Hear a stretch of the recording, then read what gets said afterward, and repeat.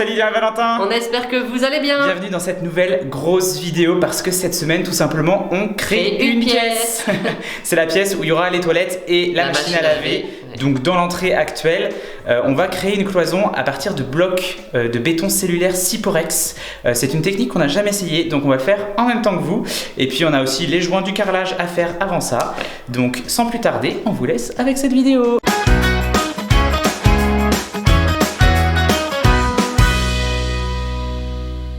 Bien. La dernière fois, on a laissé un peu notre carrelage de l'entrée en suspens. Là, aujourd'hui, je vais m'occuper des joints. Je vais enlever toutes les cales. Et puis après, on va mettre des joints couleur blanche. On veut quelque chose d'assez uniforme dans cette pièce. Est-ce que ce sera salissant ou pas? L'avenir nous le dira. Mais on a envie de mettre des joints blancs. Donc, on va enlever toutes les cales. Et puis après, je vais faire les joints tranquillement.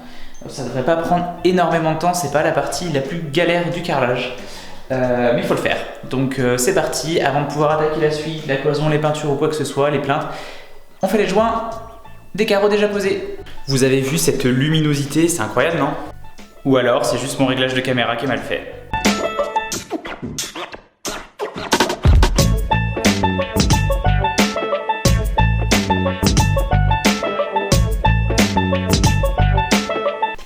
Voilà, maintenant, deuxième étape, gratter les petits excédents de colle qu'il y a dans les joints.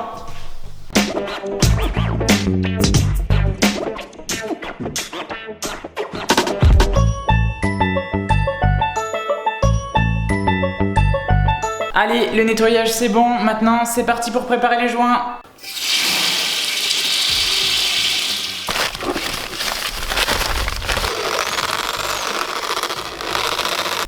Donc on a notre mortier joint qui est là, un petit chiffon pour essuyer, une raclette, de l'eau claire pour rincer tout ça. Et bah c'est parti, on peut attaquer hein.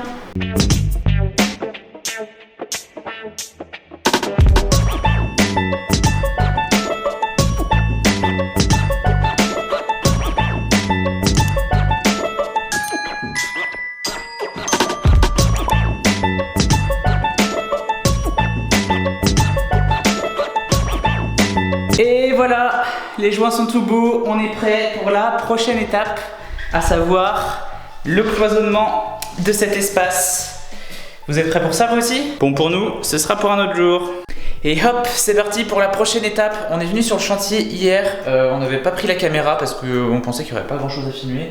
Bon, on a quand même réalisé les tracés pour la cloison.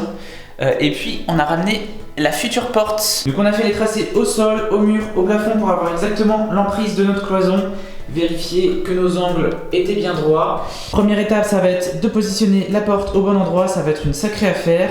Ensuite, je vais coller les profilés en PVC au sol qui vont permettre de glisser les carreaux de Syporex à l'intérieur. Et puis après, on va pouvoir les coller petit à petit jusqu'à avoir notre cloison. Bon et là où c'est drôle maintenant, c'est que je vais devoir bouger, scier, positionner la porte qui doit faire peut-être une bonne cinquantaine, soixantaine de kilos tout seul. Et alors qu'il y a à peine de place au niveau du plafond pour la manipuler, je sens que ça va être drôle.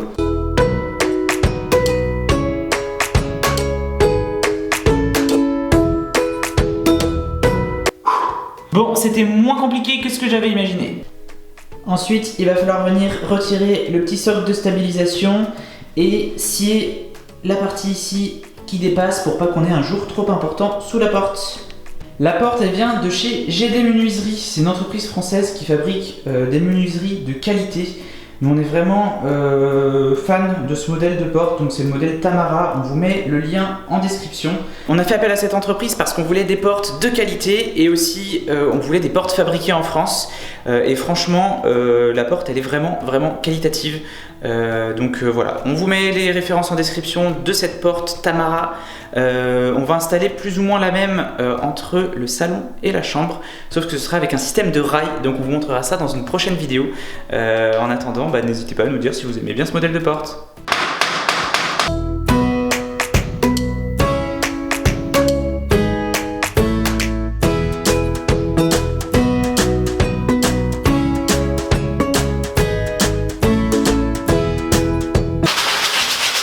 Petite chose intéressante intéressante à savoir, le détalonnage des portes, donc c'est le petit jour qu'on va laisser entre le sol et la porte, il va pas être le même selon le type de pièce et le type de ventilation dans la pièce.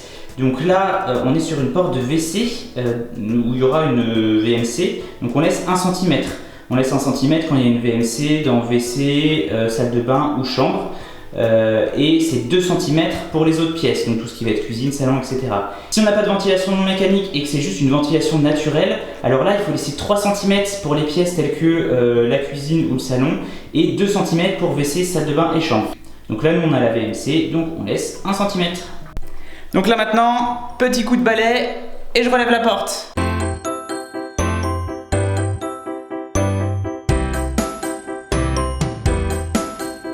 Voilà, donc là la porte est calée pour l'instant sur les carreaux de béton cellulaire.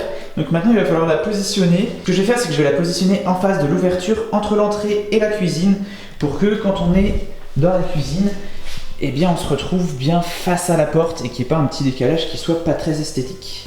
Pour ma porte étant positionnée au bon endroit, ce que je vais venir faire, c'est que je vais retirer les cales en médium qu'il y a des deux côtés en haut de la porte et je vais venir les fixer au plafond avec un petit système d'équerre et de tasseaux. J'aurais pu faire un système avec des tasseaux de chaque côté pour tenir la porte droite, mais là comme le plafond est très bas, en fait je peux directement fixer au plafond pour avoir le bon positionnement de ma porte et pouvoir ensuite la caler pour commencer à faire la cloison.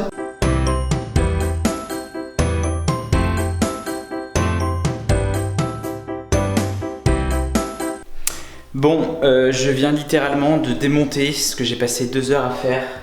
Tout simplement parce qu'il y avait un petit écart de niveau vraiment minime, mais qui faisait que la porte, elle accrochait légèrement sur le montant en se fermant. Et je veux vraiment que ce soit parfait, parce que sinon on va voir que ça, et j'ai pas envie qu'on voit que ça. Du coup j'ai tout démonté et je vais rescier un petit peu le bas du montant qui est un peu trop haut. Pour tout remonter ensuite. Bon allez, c'est parti. Bien, on est 2 heures plus tard, la porte est enfin fixée. Je m'étais rendu compte aussi que, je sais pas ce que j'avais fait, mais elle était mal alignée par rapport à l'encadrement entre l'entrée et la cuisine. Donc j'ai refait ça également, donc j'ai décalé, je l'ai remise droite, elle s'ouvre, elle se ferme comme il faut, normalement il n'y a pas de souci. J'ai mes petites équerres qui tiennent le tout. Bon bah du coup il y a des trous un peu partout, mais de toute façon ils seront cachés par les carreaux qui vont monter jusqu'au plafond. Donc là c'est bon, prêt à démarrer. Bon, maintenant que la porte est enfin posée comme il faut, je vais vous expliquer un peu quelles sont les prochaines étapes. Il y a différentes techniques de pose de béton cellulaire qui existent. J'ai vu des choses où il y en a qui carrément creusent leur plaque de plâtre pour pouvoir mettre les carreaux à l'intérieur. Honnêtement, moi si je commence à faire ça, je vais tomber sur les rails, je vais désolidariser les plaques par rapport aux rails, ça risque de pas être terrible. Donc ce que je vais faire, c'est que je vais déjà coller des profilés en U, ça ressemble à ça, sur le sol, tout simplement pour éviter les remontées capillaires. Les WC, c'est pas une pièce d'eau non plus très humide, mais on sait jamais. Grâce à ces profilés en U, c'est sûr qu'on limite tout risque de remontée capillaire. Et puis sur les murs et sur le plafond, au niveau du contact entre les blocs de béton cellulaire et les plaques de plâtre, je vais mettre des bandes résilientes pour permettre un peu de souplesse et éviter les fissures, le fait que un claquement de porte, ça fasse bouger le mur, etc.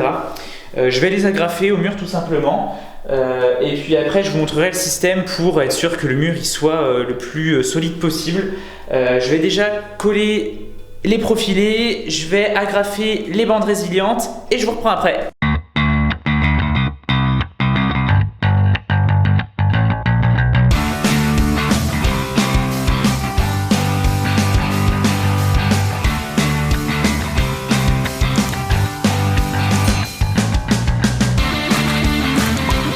Bien, tout le travail de préparation est fait, on va pouvoir commencer à coller les premiers carreaux. Donc pour ça on va utiliser la colle Syporex qui est une colle vraiment faite exprès pour pouvoir coller ces carreaux de béton cellulaire. L'avantage c'est que ça permet d'utiliser beaucoup moins de matière que si on avait fait un mortier-colle. Les deux sont possibles, mais au moins avec ça on a juste 2 petits traits à faire sur chaque carreau pour pouvoir poser les carreaux suivants. Et puis on va utiliser aussi des petites équerres qu'on va venir clouer dans les carreaux de béton cellulaire, et ensuite on va les visser dans les murs ou au niveau du montant de la porte pour assurer une structure globale vraiment solide. Donc je vais commencer à fixer la première équerre, à coller le premier carreau. C'est parti!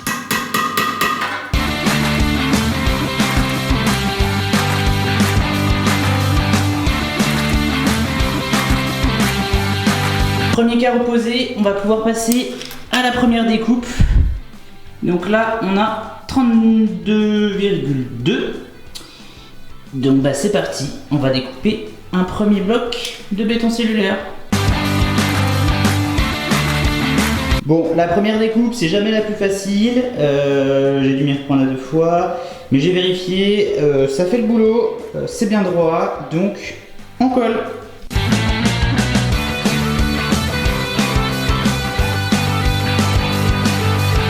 Bon, je viens d'avoir un petit bug de caméra, donc je vous montre ce qui s'est passé. Donc j'ai cloué la petite équerre ici sur le bloc de Syporex, et là je suis venu en fait mettre des chevilles mollies dans le mur en plâtre que j'ai vissé à l'équerre tout simplement pour avoir une fixation optimale. Et là j'allais m'occuper du petit morceau ici à gauche de la porte. J'ai fait ma découpe, plus qu'à coller. Du coup pour les découpes on utilise une scie aiguine classique. Faut juste bien faire attention qu'elle ait une lame en carbure de tungstène. C'est parce que le béton cellulaire c'est un matériau assez abrasif, et si vous voulez pas que votre scie soit à usage unique, prenez une scie avec un revêtement carbure de tungstène pour être sûr que ça abîme pas vos dents et que vous puissiez vous resservir de votre scie. Et donc on réitère l'opération, on cloute une équerre dans le bloc de béton cellulaire, des chevilles mollies au mur, et on colle tout ça. Enfin, on colle d'abord et après on met les chevilles mollies. Et là, on va avoir des équerres des 2 côtés, une côté porte et une côté mur.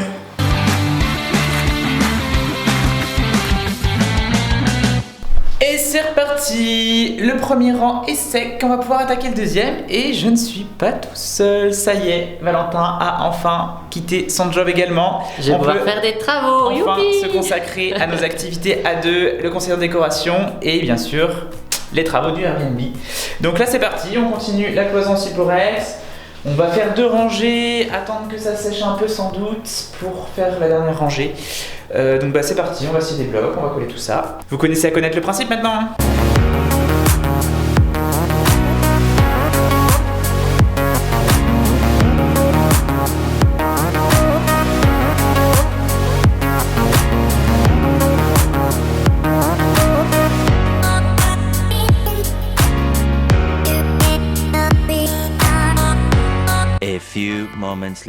Bon, ça commence à bien avancer, on arrive dans les dernières rangées avant le plafond, et donc là il va être temps d'enlever les petites équerres qui maintenaient la porte parce qu'elles vont nous gêner pour mettre les carreaux de Syporex à l'intérieur.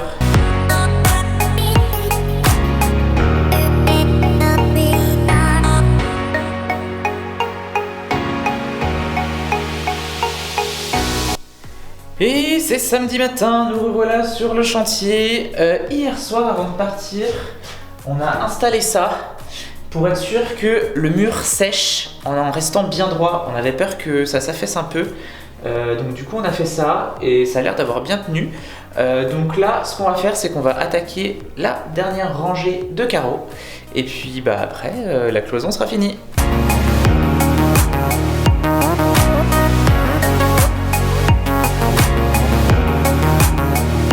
Et du coup pour faire notre dernière rangée, on va commencer par mettre un fin morceau de bloc au-dessus de la porte. Après on aura une découpe de chaque côté et ensuite on va continuer à poser chaque bloc de la dernière rangée. On va laisser 1 ou 2 cm d'espace entre le bloc et le plafond qu'on viendra combler avec de la mousse expansive pour garder un peu de souplesse et éviter que ça fissure directement au moindre mouvement de la pièce. Donc là on a découpé notre petit morceau de bloc qu'on va venir coller ici, sauf que notre tube de colle ne passe pas au-dessus de la porte, donc on va coller directement sur le bloc pour ensuite venir coller le bloc en le glissant.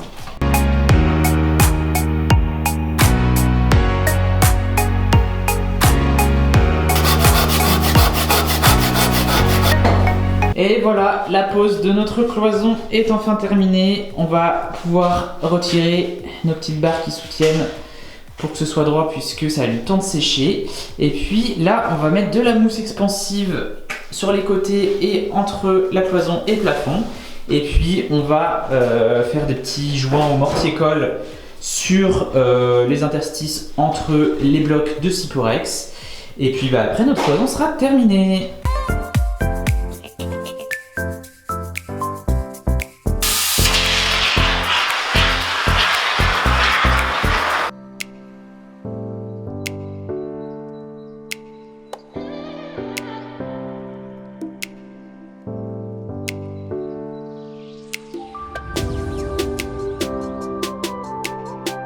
Et dernière étape, on coupe la mousse expansive qui dépasse.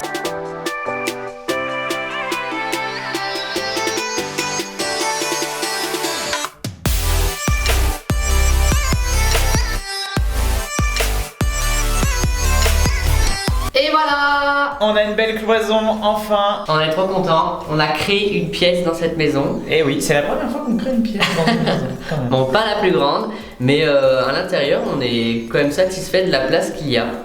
Et la semaine prochaine, on va attaquer une nouvelle étape, c'est de recouvrir cette cloison. Ouais, on a préparé quelque chose de bien sympa. On vous montre ça très bientôt. Et pour pas louper ça, bien sûr, il faut vous abonner. Et puis si la vidéo vous a plu, n'oubliez pas le petit pouce en l'air. Et puis n'oubliez pas aussi que si nous on en est capable, vous en êtes capable aussi. Et on se dit à très vite.